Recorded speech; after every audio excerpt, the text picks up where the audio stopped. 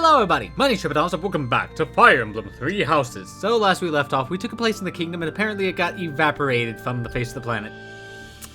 Cause people be assholes. So yeah, apparently I guess we're turning on Lord Arundel at long last. And going after the church in the kingdom. So without further delay, let's jump right back into it. Part 2. Crimson Flower. Great Tree Moon. Field of Revenge.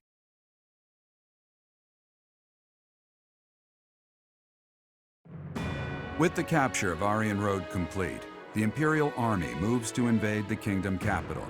They plot to send troops toward now vulnerable House Fraldarius territory and plan to attack Ferdiad from two sides. Though that place just got destroyed.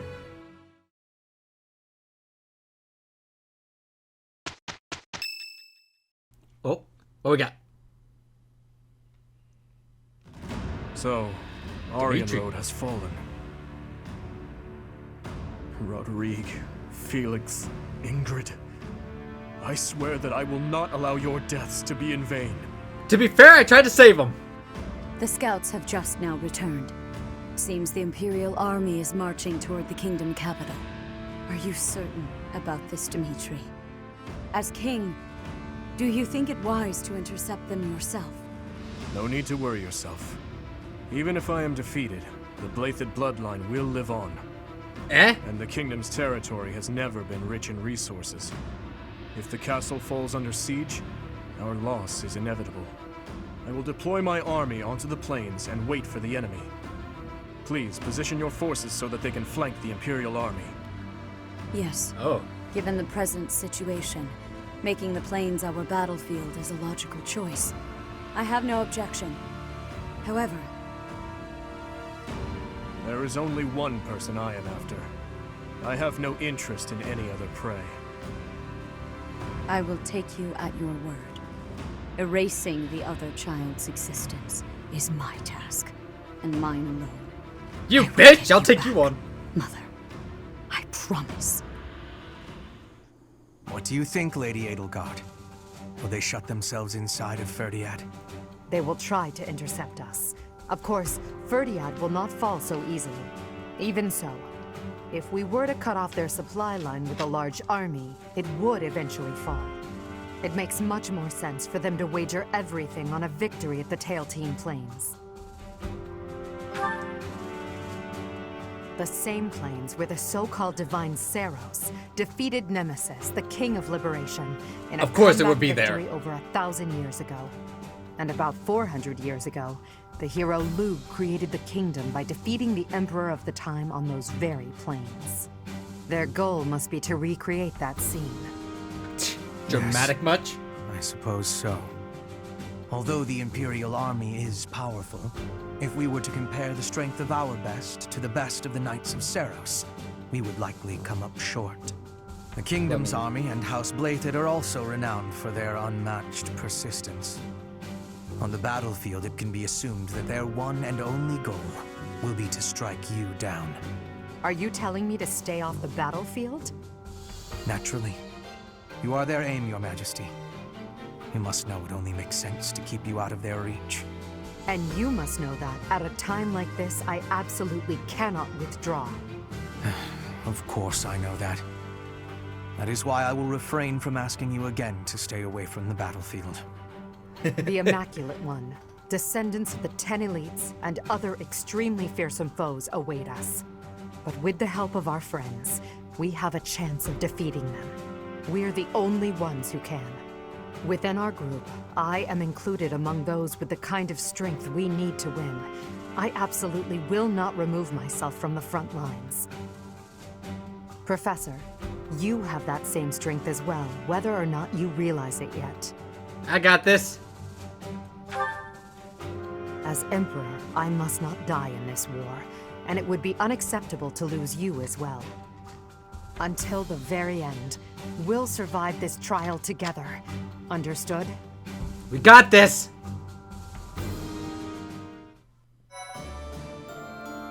But until then, let's enjoy a time of relaxation, singing, feast, and also trying to get to know each other. All finished. time to go. You really must stop sneaking up on me, Shamir. And what if I don't? I can take you. Oh, Maybe. I want to see that. Either way, it's a waste to fight an ally. We're allies now? I guess I should be more careful with you. Are you sure it was right to kill them? I believe your mistress told you to let them go. That is exactly what I will say I did. But leaving them alive would have been a mistake. I did what had to be done. Is that so? Maybe you're not just some sycophant. It takes guts to disobey a direct order. Lady Edelgard's time is rightfully occupied with a great deal of concern and contemplation. Her affairs are of far greater consequence than a trifle like this. Much rests on the decisions she makes. But little details of this kind happen to be my area of expertise, so I simply handle them. Better that than to burden her with needless debate. Logical through and through, aren't you? That is how I do things. I like people who are thorough. You seem quite thorough in your methods as well. As a rule, I am. Regarding decisions, I planned on leaving Fodlan after completing my contract. But now I'm starting to think I might stay here. Stay here. I'm forced to wonder what your intentions might be. I have no ulterior motives. I've just grown a little fond of you. Excuse Hubert. me. You've what? For someone so intelligent, you're very dense. It's not just about you, though. I've learned to like Lady Edelgard and most everyone else here as well. I wouldn't mind staying on to work as your specialist. It's a fine offer. But perhaps we should wait until after the war to discuss it thoroughly. Fair. But you owe me, remember? Not much I can say to that, is there? They're adorable together. Professor Hanneman, do you have a moment? Linhardt, of course. Last time we talked, you mentioned the importance of having goals. I gave it some thought, and in the end, I couldn't find one. Well, no need to panic. Sometimes a goal can reveal itself to you without warning. What's your goal, if you don't mind me asking? Oh, mine? I want to create a world where everyone can access the power of crests, where no one has to suffer from having or not having that power. Huh, that's a pretty big dream. But then wouldn't you end up studying everyone? In that world, you'd be killing yourself trying to do research on every person alive. Ah, you may be right. But at least then, we wouldn't be the only ones taking such pains. The more people who have crests, the more people who will do research. And with more students, the research will progress far faster than it is today. That also means there would be less of the back and forth you don't have the energy for, which should make you happy. Maybe so. Does that still do nothing to pique your interest? To be brutally honest, it would be way less exhausting, but less satisfying as well. That's like fishing at a market. So you at least understand that much. That is why I do research. If someone's going to see results someday, then I want it to be me. That's a thought that keeps me moving forward, even when it is difficult to do so. That sounds like enthusiasm. That's not something I have. But if we work together, I wonder if it would spark that enthusiasm. Are you saying you would agree to study crests with your old professor? In the end, I think it would probably be more interesting than fishing alone. I don't even have anyone to show any big fish I catch. Oh, as it were, I feel very much like someone who's made a catch. But the future shall hold even greater things than that. That's a promise. There we go. Excuse me, Shamir? What is it? Do you need something? Yes. I was curious about the world beyond Fodlan. Oh. You came from somewhere outside Fodlan, right? I'm curious about your homeland, what kind of place it was. And I thought you might... I will not. Sorry? There's no point in me telling you about it. I see. All right, then. Wait. You misunderstand. Hearing me tell stories about the things I've seen? What good is that? That's just my experience. If you want to know about the world, you need to experience it for yourself. Is what I meant to say. Oh, that's what it was. That's... good. How so? I thought maybe you didn't like me. Is that what you think? In your experience, do I seem to dislike you? If you can't determine something as simple as that, then you would gain nothing from the outside world. Oh, I don't actually know. I'm not very good at reading people, I guess. Ask me. I'm right here. I'm not that brave. I'm sorry, I'll leave you alone. I'll be going now. Not Being brave introverted. enough to ask a simple question. Or does he just not care?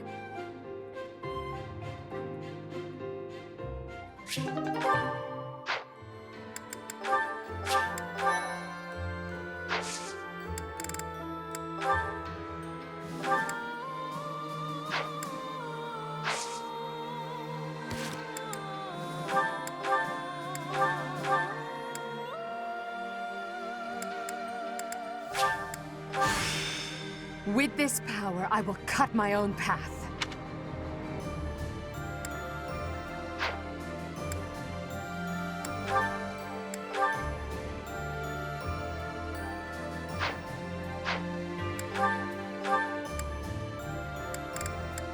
Okay, what is this? Alright, I guess we'll go explore. I still hate I couldn't save them from the last chapter. If we win this battle, it will be an end to the kingdom and to the church. Under the Empire, an era of peace would begin. Many people are cleaving to this notion, but I wonder if it would really end up as such. Such resolve. It's convincing to say the least. I wonder, was the collapse of Aryan Road really the church's doing? Or could it be that... Never mind me. Just thinking aloud. Pardon me. I have a fiancée back home, and I promised her I'd come back alive. No matter how tough the fight gets, I won't die. I have to survive and make it back to her. And with those words said, he's as good as dead. Greetings, Professor. Nothing to report. The time has finally come to set out for the kingdom capital, Ferdiad. I thought the same thing last month, but I still can't believe the plan was to ambush Aryan Road. I know it couldn't be helped, but even I wasn't let in on the secret. Me! Not gonna lie, that hurt a little. Ah, well, let's forget about that. I'm praying for your victory and your safe return. Before I left the church, I recall Lady Rhea saying something strange. Something about how she would recover her mother, no matter what. Do you think Lady Rhea's mother is buried in Garrick Mach or something? Nope. We got that mystery figured out a while ago. Professor, what should I do? Everyone's acting like this is leading up to the final chapter in a book or something. Is the battle ahead really going to be that climactic? Am I not taking it seriously enough?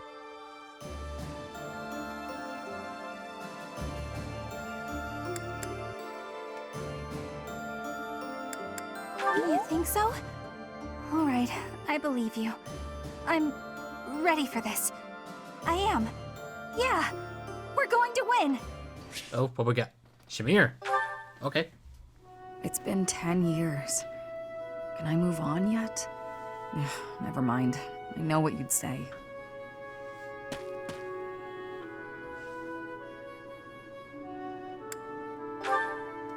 I was just thinking about someone I used to know. Another mercenary I fought alongside. They were killed 10 years ago when Dagda was in conflict with the Empire. It's all I can focus on lately. To be honest, I blame you. Oh, my bad. I'm just teasing. I know it's not your fault. You just remind me of him. You give off a similar air. It's uncanny. You even have the same inflection, which makes no sense because we only ever spoke Dagdan. I don't know what it is, but you feel the same to me. I guess you just remind me of the past.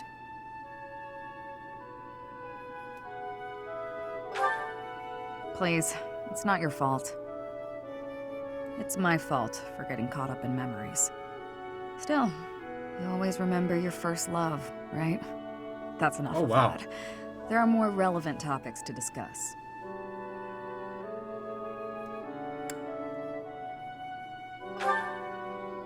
Good question. The world is completely open to me. Your next move seems apparent. But who knows where I'll end up. Though I may have done enough traveling for one lifetime. I like the idea of having a permanent home. And after all my time here, I've grown quite fond of Fodlan. Okay. So, a couple quick battles and holy crap. Alright, let's get through them. How are you today, Lysithea? Fine, thank you. And yourself? Quite well, thank you. I overheard something recently. Something pertaining to you and your vision for the future. Is it really true that you intend to create a world in which crests no longer exist? It's true. My aim is to dismantle the current system of aristocracy. The only reason nobles enjoy the status they do is because their bloodlines carry crests. If crests lose their value, so will titles of nobility. I really agree with your thinking. My parents have suffered throughout their lives due to their nobility. Due to my own crests, I've never been able to live a normal life. I'm sick of nobility and crests, of all of it.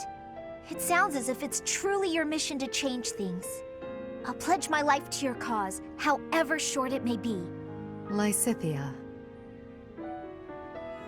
Has your hair always been that color, by the way?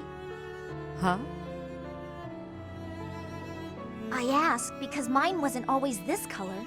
I lost all pigment after receiving my 2 crests. Edelgard, I want a world where people like you and I are no longer victimized. I want you to bring that world into being. If it's within me to help that come to pass, then I'll do whatever it takes. Understood. I promise to do all I can to see this goal to fruition. And I want you to promise something in return. That you will never stop fighting for your life. Whatever terrible fate awaits us, we can fight it and prevail. I need you to trust me. Again. Do you promise? I promise. I will try my best to believe that. Good girl. Now then, would you care for a sweet cake? Please do not call me that. But, yes. Yes, I would. Hello, Ferdinand. Wait, that aroma. Your nose is as sharp as ever, Hubert. Yes, it is a bag of fresh coffee beans. Why did you buy coffee? You said you don't care for it. My stance has not changed. Drab, bitter, with that muddy texture. If I have even a sip, my hands start to tremble. Rather harsh. What are you doing with it then? Well, you see, but wait a moment. What is that? Is that an imported tea from the East? It is indeed. Keen eyes. Flaunting my favorite drink right in front of me. And you do not even drink tea. Fiendish. It is for Edelgard, I assume. Before I answer that, I would like to know what you are doing with the coffee. Well, Is it a gift? Perhaps for someone you fancy? Well, at a least gift, I'm not. yes. For you. Who is the unlucky... Did you say for me? This coffee is a gift for me. Have I heard you correctly? Yes, that is what I said. A noble does not go back on his word. Just take it. I should decline. Why? The thought of receiving a gift from you, unbidden and unreciprocated, fills me with revulsion. Therefore, accept this tea as a gift from me. For me? Are you certain? I would hate to deprive the intended recipient of such a fine tea. That would be difficult to do, since I bought it with you in mind. Oh, in that case, thank you. What? You were planning to give this to me all along? That is what I said. Really? I...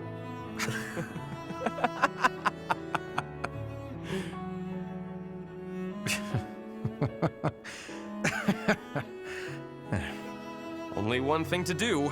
We must take a tea break. Very well. But tea is not what I will be drinking. Of course. I will make you some coffee. Then I will prepare the tea.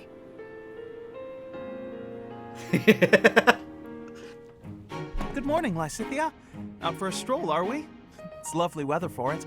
I might go wander outside myself. I'm sure I can see some beautiful sights. Ignatz, hold still, will you? Eh? Sure. Your shoes are untied. It looks sloppy. Let me just fix it for you. Oh, thank you for letting me know. But really, I'm perfectly capable of tying them myself. Clearly that's not the case. Otherwise, this wouldn't be an issue. Now, hush. A bit obsessive-compulsive, are we? There we go. Thanks. You've also got awful bedhead. What? But I examine myself in the mirror before leaving my quarters. It's the back of your head. Quite unkempt. You really should get it together. I mean, really. You're born to a noble adjacent merchant family, aren't you? You really should be more presentable. Sorry, Lysithea. You're always so perfectly put together. In fact, I'd say you're perfect in all respects. I don't think I've seen you fail at anything. Well, consider that if I make even the slightest misstep, everyone will treat me like a child. There's nothing I hate more than that. Mind you, she's the youngest out of the entire... Well, I think you're very mature.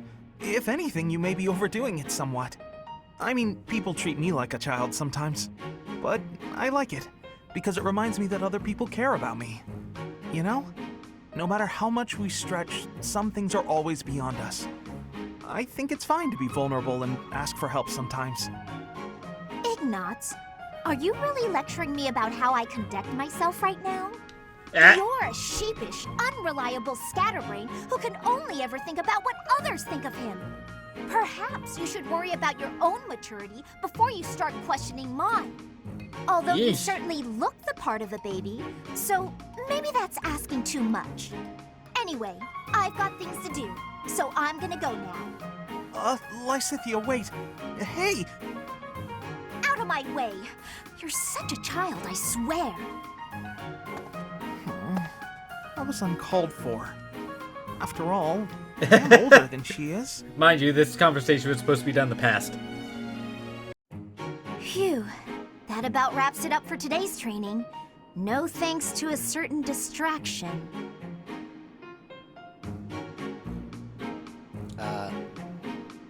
Professor Hanneman, I know you're there. It's extremely unsettling the way you're always staring like that. Oh, my apologies, child. I was trying to remain inconspicuous, not wanting to interrupt. Your half-hearted attempt to hide your weird staring only makes it weirder. Well, I must apologize. In the future, I shall do my staring out in the open. That might ease the weirdness, but it will continue to be extremely unsettling. I have no desire to disturb nor to disquiet you. But you are a most exquisite subject for my crest research. And you understand that the foundation of all research is observation. I understand well enough, and I'll do my best to ignore it. But in return... Do not worry. Your secret is safe with me. I have not spoken a word of your twin crests to anyone. Shh! Don't talk so loudly about it out here in the open. Pardon my excitement. I simply cannot let the opportunity to study such a miraculous subject go to waste. These awful crests may seem miraculous to you, but for me, they fall under the category of curse. I hope one day you will share more about your tragic origins, whenever you have the time to recount it. Your tale may contain valuable information. You are utterly lacking in empathy, you know that? Even if you've spent your entire life observing me, you'd never understand my feelings and all I've been through. Now, if you'll excuse me. I fear I may have made a misstep. I have no desire to trouble her, yet my research... That's more coveting when we understand him. Thank you for helping me with my training again today, Professor. I'm gonna keep at it for a while longer, so you go on ahead. I can't. Not when I'm right on the cusp of using my power to greater potential. Surely you yourself are tired. Just don't worry about me, okay? And she faints. I'm sorry, Professor. It was careless of me to continue, despite how fatigued I clearly was. I probably should have listened to you. Now I've made a mess of things. I can't help but feel the need to rush in all things constantly. You get that way when you realize you haven't got much time. Oh, we already know from 13 other years conversations. ago, House Ordelia was involved in a civil conflict within the Empire. All we did was respond to a call for aid. We weren't involved politically. But once the rebellion was crushed, my family was held responsible for the aid we gave, and the Empire gained some sway over us as a result. At the time, the noble houses of the Alliance took a passive stance. No one lent aid to my family. As a result, some key officials within the family were killed, and people from the Empire were sent to replace them. Among those people were some mysterious mages. They were unsettling, in a word. Skin pale as death. One after another, they captured and imprisoned the children of our household. They began performing terrible rituals on the children, though it's probably more accurate to call them experiments. With the Empire monitoring our every move, my parents could do nothing but watch in horror as all of this unfolded. One after another, the children died, till the only one left was me.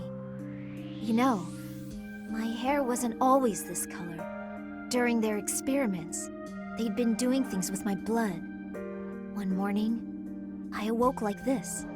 A shock of white hair, all trace of pigment gone. Upon seeing me, the mages were delighted. They realized that their experiments had finally succeeded. Sure enough, they ran a test and saw that two crests coexisted within me. Losing pigment from my hair wasn't the only loss. The mages informed me that my lifespan was now greatly shortened. 5 more years at most. Perhaps less. Shortly thereafter, the mages lost interest in me, and we never saw them in the Ordelia household again. Since all that, our family has been in decline. It's challenging now even to govern our territory. After all my mother and father have suffered, I at least want them to have peace as they grow older. That is all I wish for, but I haven't much time to ensure it comes to pass. It's not like what's been done to me can be undone. It's like, you don't know Professor, that yet. The only way I can conceive of would be to remove my crest somehow. But I don't know if that's even remotely possible. Even if it were, Hey, if Linhardt said they could have put it, you could take him out. the others without my crests. You sound resolved. I'll allow your resolve to bolster my own. Thank you, Professor. Gabe, stop making me cry. Ferdinand, okay. I need something a little... Okay, sentimental music. What an interesting way of looking at life. Ah, it is you. Just at the right time. Oh.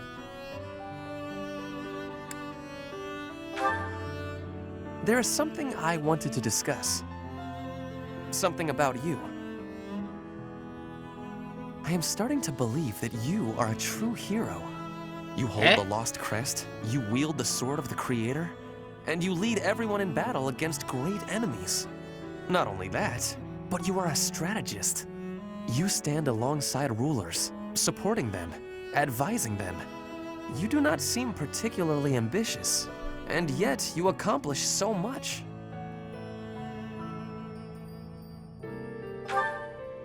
I am not exaggerating. Everything I said is true.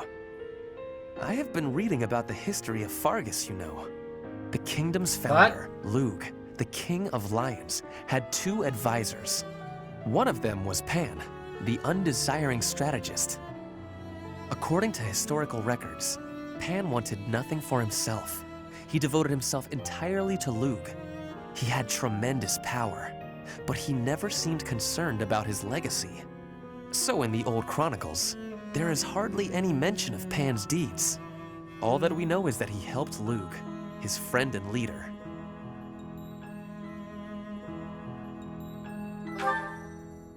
It is not surprising that you have never heard of him.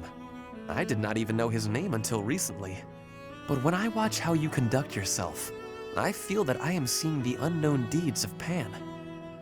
It is only a thought, of course, but it makes me feel rather happy. Even if it is not in the pages of a history book, a life can be full of achievement. I know that I will never be greater than Edelgard. She will always surpass me. I am what I am. Like you and this undesiring strategist, I will do what I am called to do, even if no mark of me remains in the history books. Hey guys, if you enjoyed the video, leave a comment down below, like and subscribe, and I'll see you all in the next video. Bye.